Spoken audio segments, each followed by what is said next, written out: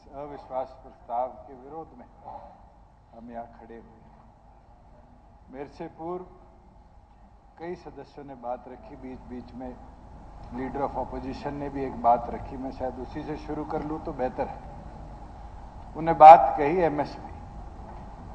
मैं उस एमएसपी को जरूर इस सदन के अंदर इस अलायंस की गवर्नमेंट ने जैसे चलाया है उसकी परिभाषा का उल्लेख करना चाहूंगा। ये मैक्सिमम सपोर्ट फॉर पब्लिक है। हमारी सरकार ने पिछले वर्षों के अंदर कोविड जैसी स्थिति भी देखी, डेडलॉक किसान आंदोलन का भी देखा। इन सारी परिस्थितियों के बावजूद भी कैसे जनता को सबसे ज्यादा सपोर्ट दिया जाए, फैसिलिटेशन दी जाए, इसके ऊपर काम किया। और मैं सपोर्ट से ही शुरू करता हूं कि दुनिया की सबसे बड़ी गाड़ी बनाने की फैक्ट्री जिसमें 10 लाख गाड़ी बनेगी, उसको हमने किसी और प्रदेश में जाने का काम नहीं दिया, बल्कि हम लेकर आए और लेकर भी करनाल में, उचाना में, इस तरह की सोच के साथ नहीं। आप जहां से लोकसभा का चुनाव लड़े थे उस सोनीपत लोकसभा के खरखोदा आपके ससुराल के पड़ोस में लाकर लगाई थी। यह हरियाणा की जनता का सपोर्ट है। महोदय, खरखोदा में एक आईएमटी में लेके आए ना, अभी आएगी, लेकिन मैं आपकी जानकारी बताना चाहता हूं, ये फैसला जब मैं चीफ मिनिस्टर था, सुजुकी के साथ मैं करके आ गया था।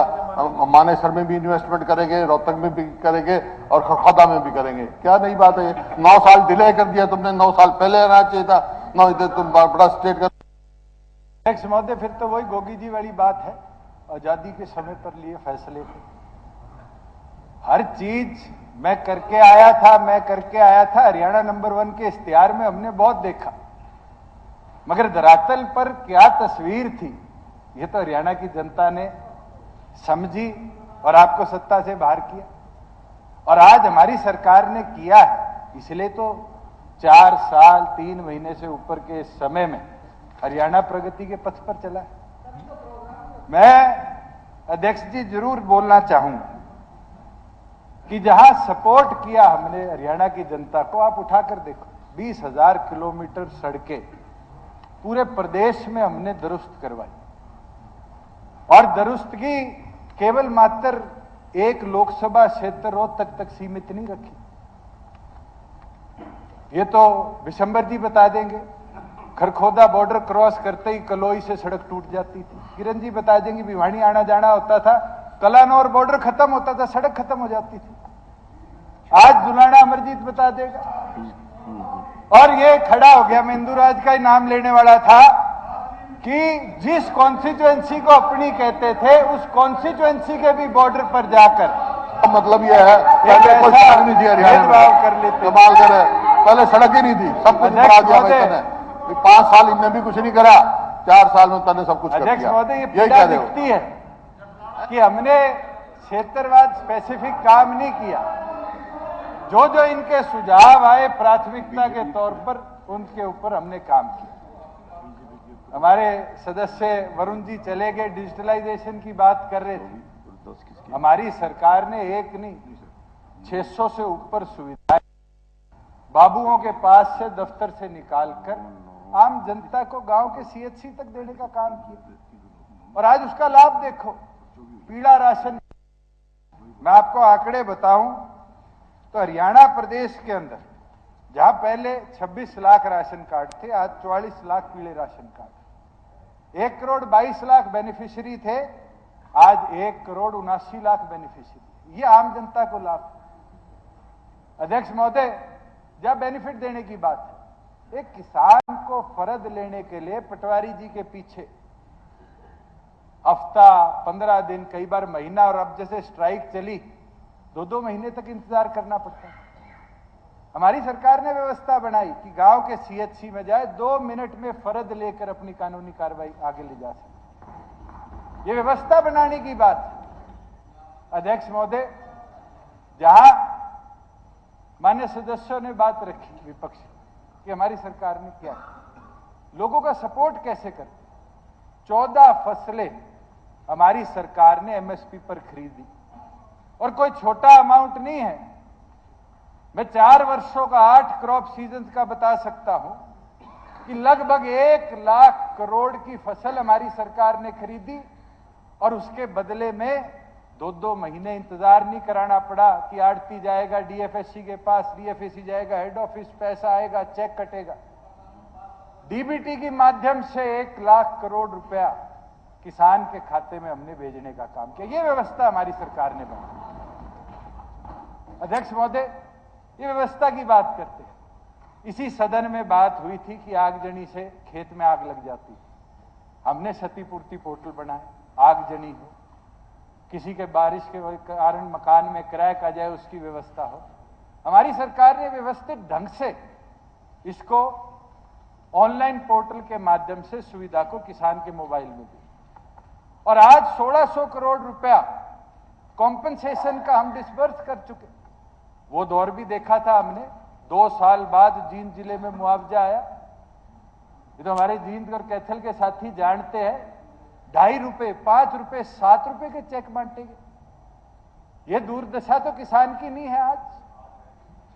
अध्यक्ष महोदय, व्यवस्थित ढंग से था कि हमने मैक्सिमम सपोर्ट किया हमारी पब्लिक का, और मैं ये विश्वास दिला देता हूं कि ये सपोर्ट रुकने वाला नहीं, कोई एक सेक्टर नहीं है।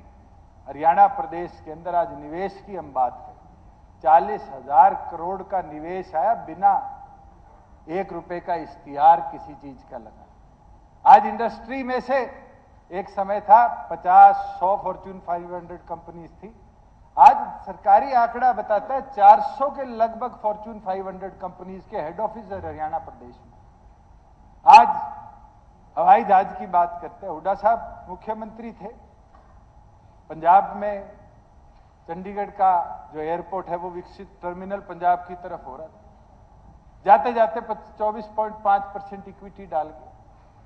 हरियाणा में एविएशन कैसे बढ़े उसके ऊपर कभी काम नहीं। हमारी 5 डेड हवाई पट्टियां थी। हमारी सरकार ने महाराजा अग्रसेन एयरपोर्ट, हिसार के अंदर जो एशिया का सबसे बड़ा सिविल एयरपोर्ट होगा 100 एकड़ में, उसको विकसित करने का काम किया। पहली बार है हिक्का के साथ साथ प्राइवेट सेक्टर को इन्वॉल्व कर आज नारनौल में, भिवानी के अंदर आज एफटीओज रन कर रहे हैं। 200 से ऊपर पायलट्स वहां ट्रेन हो रहे हैं, 70 के आसपास को हम नौकरी दिलवा चुके हैं। ये व्यवस्था है परिवर्तन की, और मैं तो चाहूंगा बजट के अंदर इसको और विकसित करें। आने वाला भविष्य इस पर निर्भर करता है। हमारी सरकार प्रदेश के एक तंत्र नहीं, ये हमारे गठबंधन का नतीजा है कि हरियाणा प्रदेश की पंचायतों में आज 50% हमारी माताएं बहनें सीटों को सुशोभित करने का काम कर रही है। और मैं तो खुश हूं कि आगे जो 2029 के इलेक्शन होंगे विधानसभा के, इस हॉल के अंदर भी 33% माताएं बहनें आएंगी। केंद्र सरकार ने इसको अप्रूव करने का काम। अध्यक्ष महोदय, बैकवर्ड साथियों को 8% रिजर्वेशन हम दे पाए, राशन डिपो में 33% रिजर्वेशन हमारी माताओं बहनों को दे पाए। ये मुमकिन कैसे हुआ? ये मुमकिन इसलिए हुआ कि हमने मिनिमम सपोर्ट टू पीपल की नहीं सोची, हमने दिल बड़ा कर मैक्सिमम सपोर्ट टू पीपल के ऊपर काम किया। और मैं तो चाहूंगा हम मिलकर और इसी प्रगति के साथ प्रदेश को आगे ले जाने का काम करें, मगर दुख पीड़ा इसका तो निवारण नहीं हो सकता। मैं तो आपके संज्ञान में जरूर एक चीज लाना चाहूंगा कि पहली बार फ्लड हरियाणा में कई बार आए।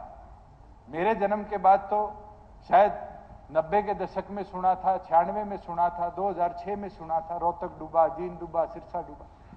सरकारी आंकड़े उठाए तो एक बार फ्लड डिक्लेयर नहीं हुआ। हमारी सरकार थी जब 12 जिलों में इस बार प्राकृतिक आपदा आई तो फ्लड डिक्लेयर कर आम जन को, चाहे उसका पशुधन मरा, चाहे उसका मकान टूटा, चाहे उसकी फसल खराब हुई, चाहे उसके जान माल का नुकसान हुआ, 1 महीने के अंदर अंदर उसके परिवार को उसकी पूर्ति करवा कर देने का काम किया।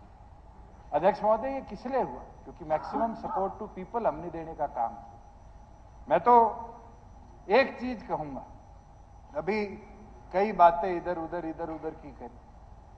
मेरे को भी 4.25 साल इस सदन में हो गए, मैंने भी कभी चीज के बारे में सोचा नहीं। गोगी जी कह रहे थे हमारे साथी उधर चले गए, इधर से बात शायद हमारे असीम जी ने कही कि उधर वाले इधर आ गए। तो मौसम है, आगे लोकसभा आ लिए, विधानसभा आ लिए, तो अदला बदली तो चलती रहेगी।